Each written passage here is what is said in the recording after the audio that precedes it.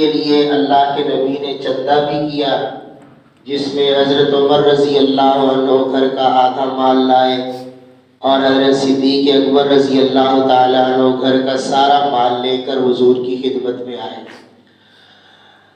تمام مخلص صحابہ اس جنگ میں گئے، جنگ ہوئی، اللہ نے فتح بھی عطا فرمائی، لیکن جو منافق لوگ تھے وہ اس جنگ میں نہیں گئے۔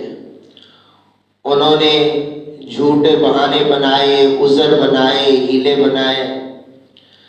تو 11ویں پارے کے شروع میں اللہ تعالیٰ یہی بات ارشاد فرما رہے ہیں کہ جب آپ تبوک کی جنگ سے واپس آئیں گے تو منافق آپ کے سامنے جھوٹے عذر پیش کریں گے اور آپ سے کہیں گے بس جی ہمارا فلاں عذر تھا اس لیے نہیں جا سکے، ہماری فلاں مجبوری تھی اس لیے نہیں جا سکے، ہمارا فلاں کام تھا اس لیے جہاد میں نہیں جا سکے۔ تو محبوب یہ آپ کے سامنے جھوٹے عذر پیش کریں گے، لیکن آپ ان سے صاف فرما دیں کہ میرے سامنے جھوٹے عذر پیش کرنے کی ضرورت نہیں ہے، مجھے اللہ نے پہلے سے تمہارے حالات بتا دیے ہیں کہ تم جھوٹ آ کر بولو گے، اس لیے میرے سامنے جھوٹ بولنے کی ضرورت نہیں ہے۔ اور دوسرا، پیغمبر آپ ان سے اعراض کیجئے، چونکہ انہوں نے آپ کو دھوکہ دیا ہے اور ہمیشہ ہی آپ کو دھوکہ دیتے ہیں، اس لیے آپ ان کو زیادہ منہ نہ لگائیں۔ اور تیسرا، آپ ان سے راضی بھی نہ ہوں، اس لیے کہ یہ جہاد میں آپ کے ساتھ نہیں گئے، آپ کو انہوں نے دھوکہ دیا، تو اللہ بھی ان سے راضی نہیں ہے۔ جب اللہ بھی ان سے راضی نہیں ہے تو آپ کو بھی ان سے راضی ہونے کی کوئی ضرورت نہیں ہے۔ اس کے بعد میں نے عرض کیا تھا کہ کچھ مخلص صحابہ کرام بھی جنگ سے پیچھے رہ گئے تھے، ان کی تعداد 10 تھی، 10 صحابہ کرام بغیر کسی عذر کے پیچھے رہ گئے تھے، بس رہ گئے تھے۔ تو ان میں سے یہاں پر اللہ نے 7 صحابہ کرام کا تذکرہ فرمایا ہے، اور پھر تھوڑا سا آگے چل کر 3 صحابہ کرام کا تذکرہ فرمایا ہے۔ ان 10 صحابہ کرام میں سے 7 صحابہ کرام ایسے تھے کہ انہوں نے اپنے آپ کو سزا کے طور پر مسجد نبوی کے ستونوں سے باندھ دیا تھا۔ انہوں نے کہا اللہ کے نبی آنے والے ہیں، ہمارے پاس کوئی عذر بھی نہیں تھا، ہم جنگ میں نہیں گئے تو ہم نے گناہ تو کیا ہے، کیونکہ جنگ میں جانا اس وقت ضروری ہوتا تھا، تو ہم سے غلطی تو ہو گئی کہ ہم جنگ میں نہیں گئے، کوئی عذر بھی نہیں تھا۔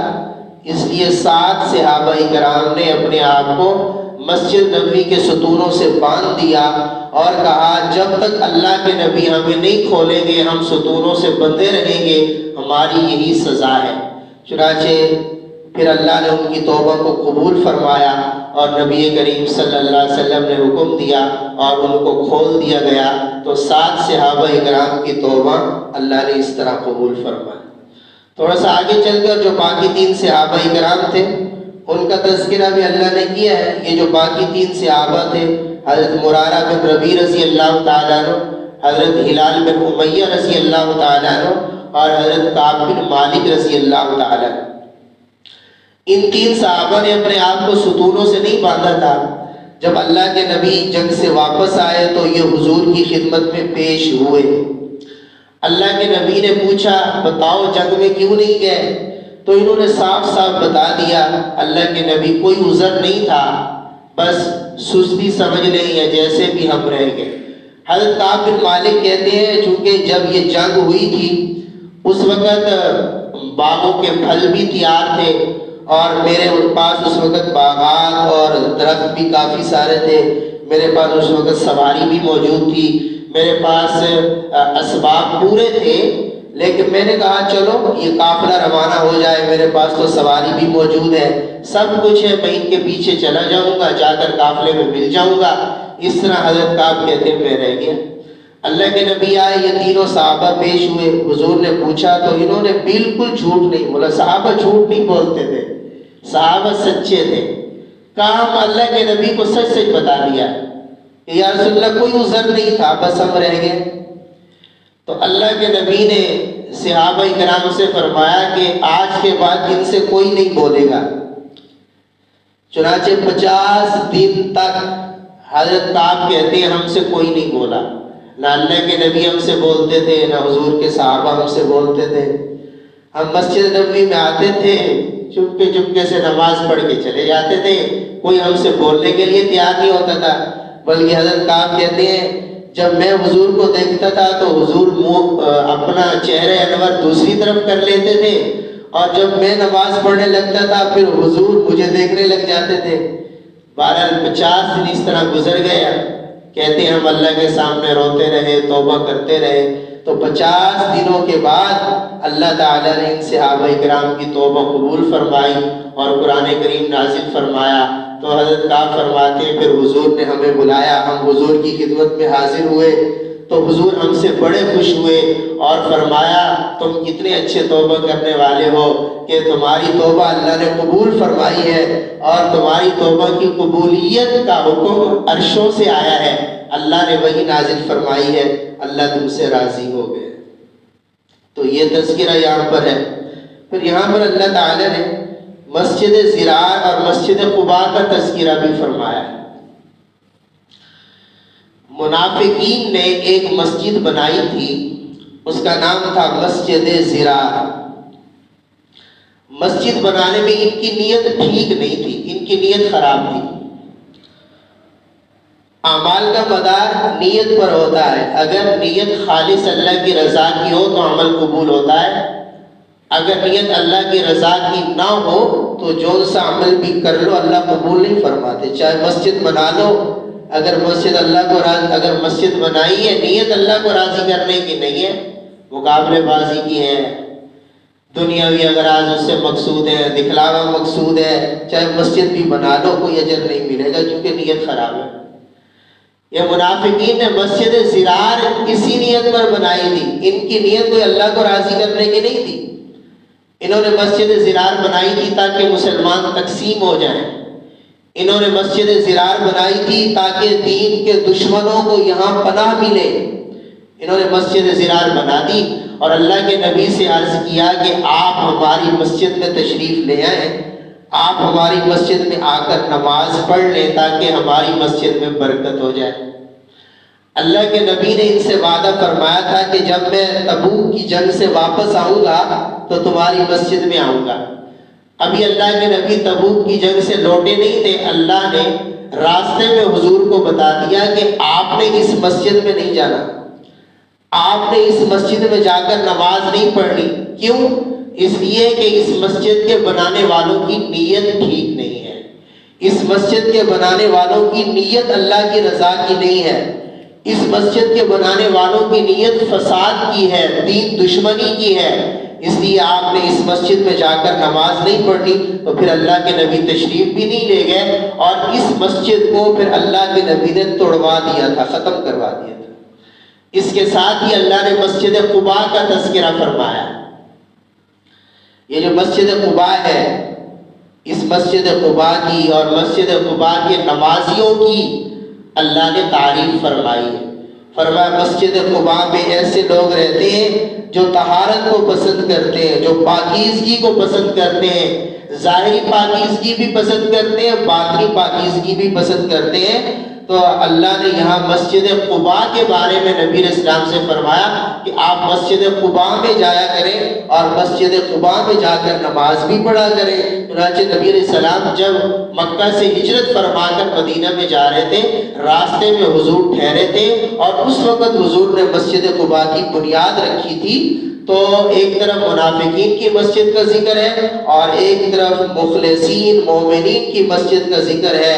منافقین کی مسجد سے روکا گیا اور مخلصین مومنین کی مسجد میں جانے کا حکم دیا گیا کہ محبوب آپ مسجد قباء میں جایا کریں، کیونکہ مسجد قباء کے بنانے والوں کی نیت بڑی اچھی ہے، ان کی نیت اللہ کو راضی کرنے کی ہے، ان کی نیت دین کو پھیلانے کی ہے، یہ پاکیزہ لوگ ہیں، اس لیے آپ ان کے پاس ضرور تشریف لے جایا کریں۔ اس کے بعد اللہ تعالیٰ نے متقی بننے کا حکم ارشاد فرمایا متقی بن جاؤ، اللہ سے ڈرنے والے بن جاؤ، تقوی اختیار کر لو، میں پہلے بھی عرض کر چکا ہوں تقویٰ کے مفہوم تو علماء نے بہت سارے لکھے ہیں، لیکن عام سادہ سا مفہوم تقویٰ کا یہی ہے کہ دل میں خوف خدا پیدا کر لو، اپنے آپ کو گناہوں سے بچا لو، نیک اعمال اختیار کر لو، اسی کو تقویٰ کہتے ہیں۔ تو اللہ فرما رہے متقی بن جاؤ، تقویٰ اختیار کر لو۔ پھر متقی کیسے بنے گے اس کا نسخہ بھی بتا دیا، کونوا مع الصادقین، فرمایا متقی اس وقت بنو گے جب سچے لوگوں کی صحبت میں رہو گے، متقی اس وقت بنو گے جب متقی لوگوں کی صحبت میں رہو گے، متقی اس وقت بنو گے جب اچھے لوگوں کی صحبت میں رہو گے۔ تو اللہ نے نسخہ بھی بتا دیا، اگر متقی بننا چاہتے ہو تو متقی لوگوں کی صحبت میں رہو، ان کی مجلس میں رہو، اللہ والوں کی صحبت میں رہو، اللہ والوں کی مجلس میں رہو۔ جب ان کی مجلس میں رہو گے وہ اللہ کے ولی ہے تو تم بھی اللہ کے ولی بن جاؤ گے۔ آگے نبی کریم صلی اللہ علیہ وسلم کے شفیق اور مہربان ہونے کو بیان فرمایا ہے کہ نبی علیہ السلام تم پر بڑے شفیق ہیں، بڑے مہربان ہیں، تمہاری کوئی بھی تکلیف ہو تو حضور اسے محسوس کرتے ہیں اور تمہارے بارے میں فکر مند رہتے ہیں۔ آگے نبی کریم صلی اللہ علیہ وسلم کو تسلی بھی دی جا رہی ہے کہ اگر یہ کافر آپ کی بات نہیں مان رہے تو آپ کو پریشان ہونے کی ضرورت نہیں ہے، آپ کی ذمہ داری صرف دین کا پیغام پہنچانا تھا، آپ نے دین کی تبلیغ کر دی، دین کا پیغام پہنچا دیا، اب اگر یہ ایمان لائیں گے تو ان کی آخرت بن جائے گی، اگر نہیں لائیں گے تو عذاب بھگتیں گے، لیکن آپ کو زیادہ پریشان ہونے کی ضرورت نہیں ہے، آپ ان کی تکلیفوں پر صبر کریں اور اللہ پر بھروسہ رکھیں۔ آخر میں غم دور کرنے کا نسخہ بھی بتا دیا، حسبی اللہ لا الہ الا ہوا علیہ توکلت وہو رب العرش العظیم۔ یہ غم دور کرنے کا نسخہ ہے، فرمایا جو آدمی صبح شام 7 مرتبہ اسے پڑھے اللہ اسے ہر طرح کے غموں سے نجات عطا فرمائے، اس لیے صبح شام اس کو پڑھ لینا چاہیے 7 دفعہ، اللہ غموں سے نجات عطا فرماتے ہیں۔ اس کے بعد سورہ یونس شروع ہو رہی ہے، سورہ یونس بھی مکی صورت ہے۔ میں نے عرض کیا تھا مکی صورتوں میں اللہ تعالیٰ زیادہ تر اپنی توحید کو بیان کرتے ہیں، حضور رحمت عالم صلی اللہ علیہ وسلم کی رسالت کو بیان کرتے ہیں، قرآن کریم کی سچائی کو بیان کرتے ہیں، آخرت اور قیامت کو بیان کرتے ہیں۔ یہ بھی سورہ یونس ہے، اس کا نام سورہ یونس اس لیے ہے کہ اس سورت میں خاص طور پر اللہ تعالیٰ نے یونس علیہ السلام اور ان کی قوم کا واقعہ بیان فرمایا ہے، اس لیے اس سورت کا نام سورہ یونس ہے۔ مشرکین کے شبہ اور اعتراض کا جواب اللہ نے اس سورت کے شروع میں دیا۔ مکہ کے کافر اور مشرک کہتے تھے، پہلی بات تو یہ ہے اگر اللہ نے کسی کو نبی بنانا ہوتا، اگر اللہ نے کسی کو نبی بنانا تھا تو کسی فرشتے کو نبی بناتے، اگر کوئی فرشتہ ہمارے پاس نبی بن کے آتا نا پھر تو ہم اس کی بات مان لیتے کہ واقعی اللہ کا نبی ہے۔ کبھی کہتے تھے اگر اللہ نے نبی کسی کو بنانا تھا تو کسی سردار کو، چودھری کو، وڈیرے کو، مکہ کے سردار کو نبی بناتے، مکہ کے یتیم کو نبی بنا دیا۔ تو یہ جو کہتے تھے نا اللہ کسی فرشتے کو نبی بناتے، تو اللہ یہاں یہی فرما رہے ہیں کہ چونکہ تم انسان ہو تو انسانوں کی طرف انسان ہی کو نبی بنا کر بھیجنا تھا تاکہ نبی بنانے کا جو مقصد ہے وہ حاصل ہو جائے۔ اگر فرشتے کو ہم نبی بنا کر بھیجتے تو نبی بنا کر بھیجنے کا مقصد پورا نہ ہوتا۔ اس کے اندر اللہ تعالیٰ نے اپنی توحید اور قدرت کے دلائل بیان فرمائے ہیں کہ سورج چاند اللہ نے پیدا کیا، وہ اپنے محور میں چل رہے ہیں، اللہ نے آسمان پیدا کیے، زمینیں پیدا کی، یہ سارا دنیا کا نظام اللہ نے 6 دنوں میں بنایا۔ فرمایا ان ساری چیزوں میں اگر تم غور کرو گے تو تمہیں اللہ کی قدرت بھی سمجھ میں آئے گی اور اللہ کی توحید بھی سمجھ میں آئے گی۔ اس کے بعد اہل ایمان کا ٹھکانہ بیان کیا ہے کہ ایمان والے جنت میں جائیں گے اور جو کافر ہوں گے وہ دوزخ میں جائیں گے۔ آگے اللہ فرما رہے ہیں کہ اگر آپ ان مشرکین اور کافروں سے پوچھیں، جتنے بھی کافر ہیں اس زمانے کے، چاہے کافر ہو چاہے آج کے کافر ہیں قیامت تک، کسی کافر سے بھی اگر آپ پوچھیں کہ آسمان کس نے بنایا ہے تو وہ بھی کہیں گے اللہ نے بنایا۔ پوچھیں زمین کس نے بنائی ہے، کہیں گے اللہ نے بنائی ہے۔ پوچھیں سورج، ستارے، چاند، یہ سارا نظام کس نے بنایا ہے تو کافر بھی کہے گا کہ اللہ نے بنایا ہے۔ تو اللہ یہی فرما رہے ہیں جب کافر اتنی بات تو مانتے ہیں کہ یہ سارا نظام اللہ نے بنایا ہے تو پھر ان کافروں کو یہ بات بھی سمجھنی چاہیے کہ جس اللہ نے سارا نظام بنایا ہے تو عبادت کے لائق بھی وہی اللہ ہے، اس کے علاوہ کوئی اور ذات عبادت کے لائق نہیں ہے۔ قرآن کریم جب نبی کریم صلی اللہ علیہ وسلم لے کر آئے اور لوگوں کو سنایا تو مکہ کے کافر اور مشرک اعتراض کرتے تھے۔ کوئی کہتا تھا حضور جادوگر ہیں، ساحر ہیں، شاعر ہیں، کوئی کہتا قرآن کے بارے میں یہ شاعری کی کتاب ہے، کوئی کہتا کہانت کی کتاب ہے۔ تو قرآن کریم نے پورے عرب کو، کافروں کو 3 چیلنج دیے تھے کہ اگر تم کہتے ہو کہ یہ قرآن اللہ کا کلام نہیں ہے تو پھر تم قرآن جیسا کلام بنا کر دکھاؤ، کوئی بھی نہ بنا سکا۔ پھر 10 صورتوں کا چیلنج دیا، اچھا پوری کتاب نہیں بنا سکتے تو قرآن جیسی 10 صورتیں بنا کر لے آؤ، کوئی بھی نہ بنا سکا۔ پھر تیسرا چیلنج دیا کہ اچھا قرآن جیسی ایک چھوٹی سی صورت تو بنا کر دکھاؤ۔ اس تیسرے چیلنج کا ذکر یہاں پر ہے، فاتو بسورہ، کہ تم قرآن کریم جیسی ایک صورت تو بنا کر لاؤ، لیکن کوئی بھی قرآن کریم جیسی ایک صورت بھی نہیں بنا سکا اور کوئی بنا بھی نہیں سکتا، اس لیے کہ قرآن کریم مخلوق کا کلام نہیں ہے بلکہ قرآن کریم تو اللہ کا کلام ہے، خالق کا کلام۔ اس کے بعد اللہ تعالیٰ نے گزشتہ امتوں کے حالات بیان فرمائے، نوح علیہ السلام کی قوم کا واقعہ بیان فرمایا کہ نوح علیہ السلام نے 950 سال تبلیغ کی، ان کو سمجھایا، تھوڑے سے لوگ مسلمان ہوئے۔ انجام کیا ہوا؟ جب وہ ایمان نہیں لائے تو اللہ نے پانی کا عذاب بھیجا اور یہ سارے جو ایمان نہیں لائے تھے پانی کے عذاب میں غرق ہو گئے۔ آگے اللہ تعالیٰ نے موسیٰ علیہ السلام اور فرعون علیہ السلام کے واقعے کا تھوڑا سا حصہ بیان فرمایا، جس کی تفصیل میں نے پرسوں عرض کر دی تھی کہ موسیٰ علیہ السلام کو اللہ نے فرعون کی طرف بھیجا، نبی بنا کر بھیجا، بالآخر فرعون اور اس کی قوم موسیٰ علیہ السلام پہ ایمان نہیں لائی تو انجام کیا ہوا؟ اللہ نے فرعون اور اس کی قوم کو دریائے نیل میں غرق کر دیا۔ اس کے بعد یونس علیہ السلام کی قوم کا واقعہ اللہ بیان فرما رہے۔ یونس علیہ السلام نے بھی اپنی قوم کو بار بار سمجھایا، بہت سمجھایا، جب قوم نہ مانی تو یونس علیہ السلام نے اپنی قوم سے کہہ دیا کہ اچھا اگر تم ایمان نہیں لاتے یا ان گناہوں سے باز نہیں آتے تو پھر سن لو، 3 دن کے اندر اندر تم پر اللہ کا عذاب آئے گا۔ یونس علیہ السلام سے اللہ نے نہیں فرمایا تھا کہ آپ ان سے کہہ دیں کہ میرا عذاب آنے والا ہے۔ یونس علیہ السلام نے اس وجہ سے اپنی طرف سے کہہ دیا تھا چونکہ اللہ کا ضابطہ قانون یہی تھا، طریقہ یہی تھا کہ جب بار بار سمجھانے سے بھی قوم باز نہیں آتی تھی تو پھر اللہ کا عذاب آتا تھا۔